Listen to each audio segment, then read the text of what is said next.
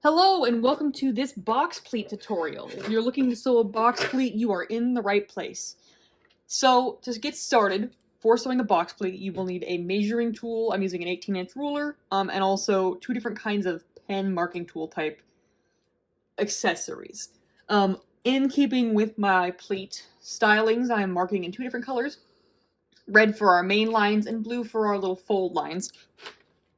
And we're just gonna get started. So if you're in my class, you'll need the piece of muslin sample given to you for this box pleat. It will be about 18 inches by 4 inches, exact measurements TBD. But what you're going to use is your red pen, and you're going to start marking your lines. This is just like we did on knife pleats. I'm marking my first line.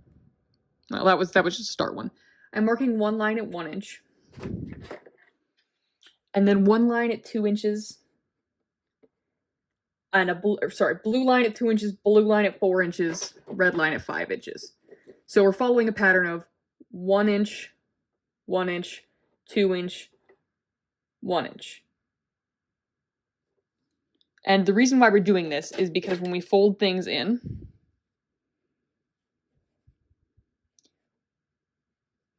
we want our red lines to match each other in the back, and our blue lines to sit to the sides. So as you can see, this is working really well. I am actually going to have we're going to do one more line in addition to the other ones, as many lines as you can get for a single box pleat. So we're calling these two end lines blue as well, because I think it will be easier for you to see that we're matching things up and things are hitting other things. Yes, okay, cool.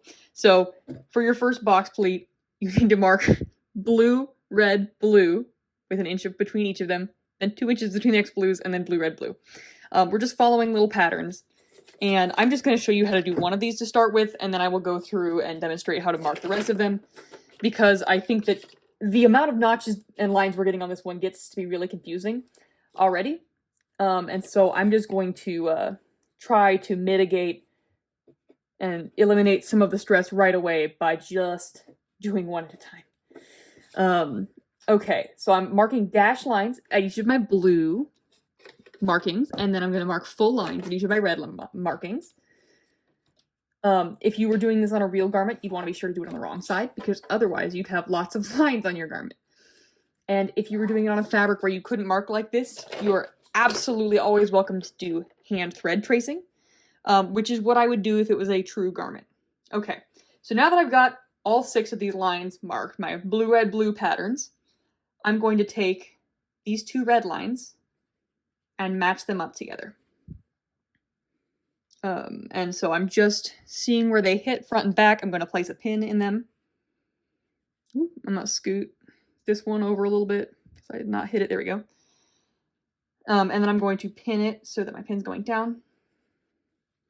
Then I'm going to lay it flat and I'll be like, I've got this big old chunk of fabric that wants to lie one way or another.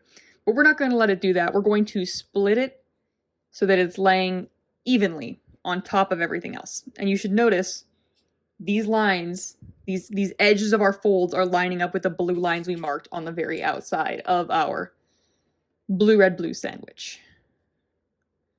There we go. So now I'm placing pins right at the edge, and like you can see, the blue dash lines are matching up.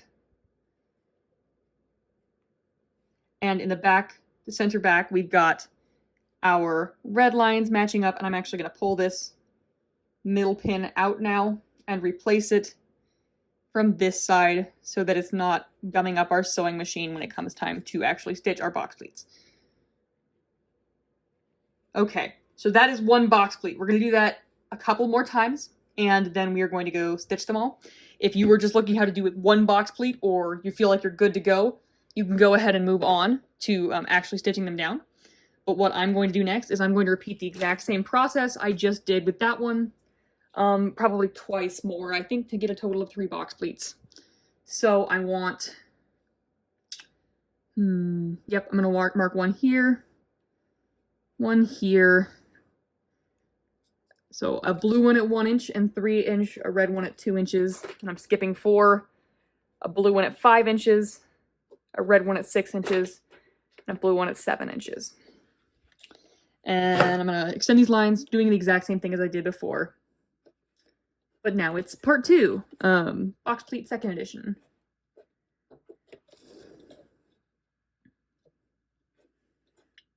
Inverted box pleats also exist. And all that inverted box pleats are is this being the same side. It's the exact same thing, but flipped over so that that side is facing out as opposed to this side. So once you know how to do a regular box pleat, you know how to do an inverted box pleat, which is cool. In case this last one was confusing for you, I'm going to do the same thing I did before with numbers. Same thing I did in a knife pleat video. So this one is line 1, this red one. This one is line 2. And then all these blue dashed lines I'm not going to number, because right now we're just bringing line 1 to line 2. Except for we're going to do it from this direction. We're going to do it the real way. So I want line 1 and line 2 to touch each other.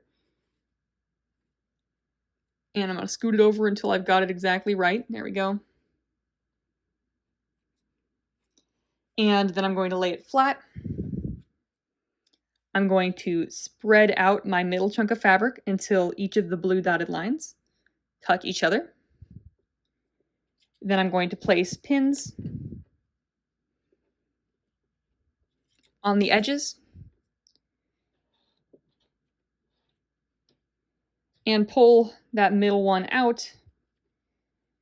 We're doing the exact same thing. I'm pulling the middle pin out from inside here because right now, if it stayed in there, it would be very easy to accidentally hit that with your needle or get it stuck in there.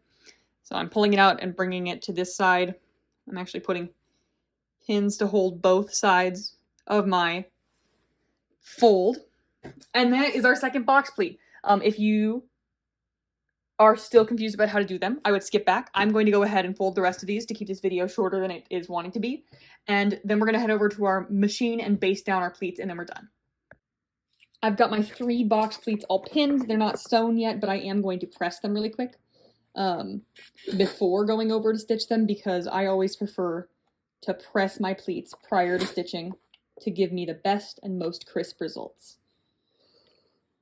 It might seem strange to be doing the ironing before the sewing, given the order things usually go in. But with pleats, there's no such thing as too much pressing. It's all just a game of trying to hold fabric in place until you're ready to sew it down. And trying to get it to hold a shape that it naturally sometimes doesn't want to do. Okay, so now that I've got things pressed, I'm heading over to my sewing machine. Over at my sewing machine, I'm going to baste down my pleats. So this is exactly like what we did with the knife pleats. We're going to line our sample up to be having a 5/8 inch seam allowance. Like I mentioned in the previous video, if you're doing this on something for realsies, stitch slightly with inside your seam allowance. And then you're just going to baste your pleats down. I'm being careful to sew slowly and hold everything very flat as I go. I'm removing pins as I stitch. And I'm holding everything in its best possible position. There we go. Because if you stitch things in crooked, the pleats are going to lie crooked for the rest of their lives, or you'll have to redo them. And there we go.